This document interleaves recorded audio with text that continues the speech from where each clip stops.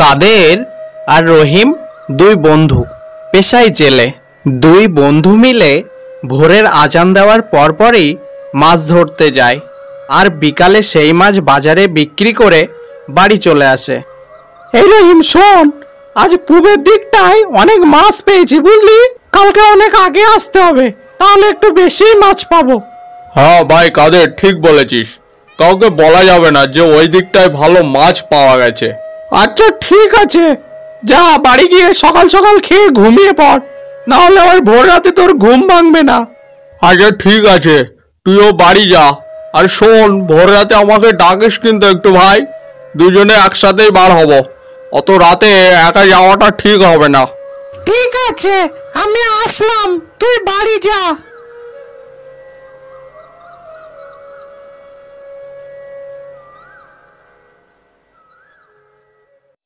বাবা বাবা, কি ভালো খবর!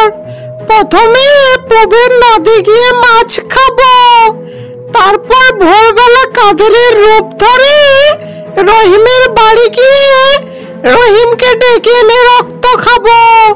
বাবা, কি মজা কি মজা! এ যেন মেঘনা চাইতে জল।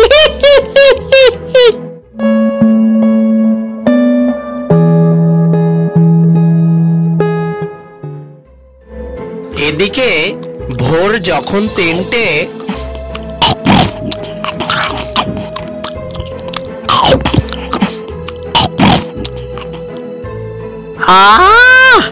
মাছগুলো তো খেলাম, যাই এবার দেখি রহিমের বাড়ি যাই, কিন্তু তার আগে আমাকে কাদেরের রূপ ধারণ করতে হবে, না হলেই সর্বনাশ।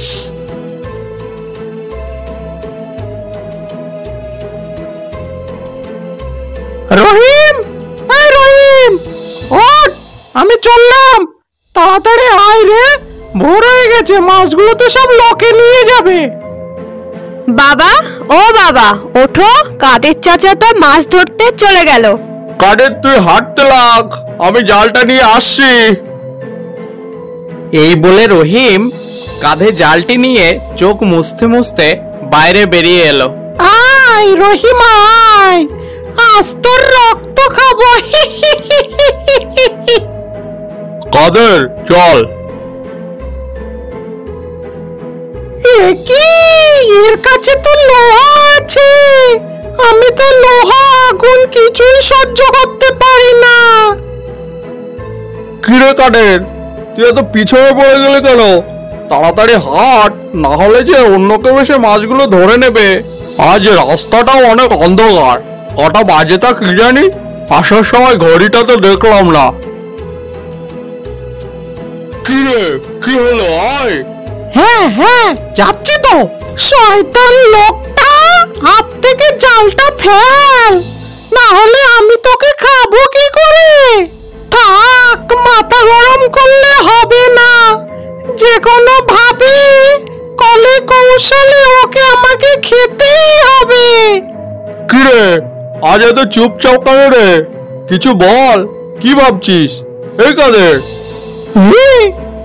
কিছু না, শোন না, বলছি জালটা রেখে এখানে বসে দুজনে একটু বিশ্রাম নিই না।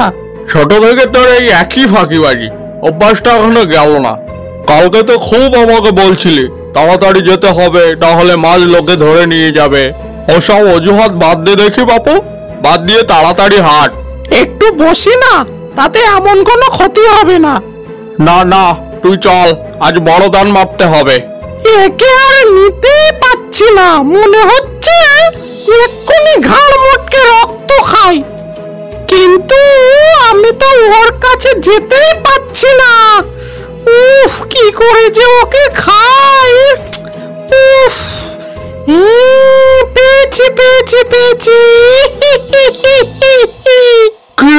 কি পেয়েছিস? কই কিছু না তো। শোন না, বলছি টয়লেট পেয়েছে, নদীতে তো অনেকক্ষণ মাছ ধরতে হবে, তো বলছিলাম এখান থেকে টয়লেটটা সেরে গেলে ভালো হতো না। এতক্ষণে একটা কাজের কথা বললি ভাই, চল টয়লেটটা সেরে ফেলে।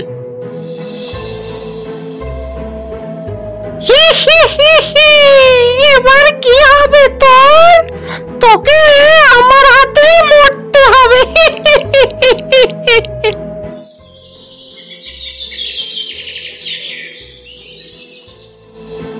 এদিকে কাদের রহিমের বাড়িতে এসে রহিমকে ডাকতে লাগলো। রহিম, এই রহিম, ওঠ, ভোর হয়ে গেছে, তাড়াতাড়ি আয় ভাই, মাছগুলো তো সব লোকে ধরে নিয়ে গেল। কাদেরের ডাক শুনে রহিমের মেয়ে বউ যেন হতভম্ব হয়ে গেল। এ কি চাচা, তুমি তো বাবাকে অনেক আগে ডেকে নিয়ে গেছো, তাহলে আবার ডাকছো কেন? আমি আবার কখন আসলাম? আমি তো এইমাত্রই ঘুম থেকে উঠে এলাম। কি? তাহলে ওটা কে? মানুষটা তাহলে কোথায় গেল? ঘন্টা দুয়েক আগেই তো আপনি ওকে ডেকে নিয়ে গেছেন। না গো ভাবি, আমি তো আসিনি। এখন বেশি তর্ক না করে চলো সবাই দেখি গিয়ে, বাবার মনে হয় খুব বিপদ। হ্যাঁ চলো, সবাই চলো। না, আর দেরি করা যাবে না, এক্ষুনি সকাল হয়ে যাবে। যাই, এবার আমার কাজটা সেরে ফেলি। এদিকে অন্ধকার সরিয়ে আকাশ হালকা ফর্সা হতে লাগলো। এমন সময় রহিমের চোখ গিয়ে পড়ল কাদেরের চোখের উপরে। চোখ দুটো যেন লাল আগুনের ফুলকির মতো। রহিম এটা দেখে খুবই ভয় পেয়ে গেল। কি দেখলাম আমি? এতক্ষণে আমি কার সঙ্গে এলাম? আর কাদের রূপধারী এটাও বা কে? এখন কি হবে? যাই হোক, ওকে বুঝতে দিলে হবে না। আর শুনেছি দৈত্যরা নাকি লোহা আগুন এইসবের ভয় পায়, আর দিনের আলোতেও নাকি ওরা বার হয় না। একটু পরে দিনের আলোটা ফুটে যাবে।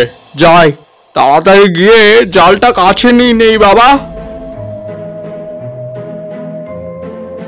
এটা দেখে কাদেরের রূপধারী দৈত্য রেগে গিয়ে নিজের রূপে এসে রহিমের ভয় দেখাতে লাগলো। অনেকক্ষণ থেকে তোর অনেক বাহানা দেখছি, আর সহ্য হচ্ছে না, এবার তোকে তো মরতেই হবে। দৈত্য একটি বিকট হাসি দিয়ে রহিমের দিকে এগিয়ে গেল। যেই না রহিমকে ঘাড় মটকাতে যাবে, তখনই কাদের আর রহিমের বউ ও মেয়ে এসে পৌঁছালো। বাবা গো, এ কি করলি তোরা? আমাকে মেরে ফেললি।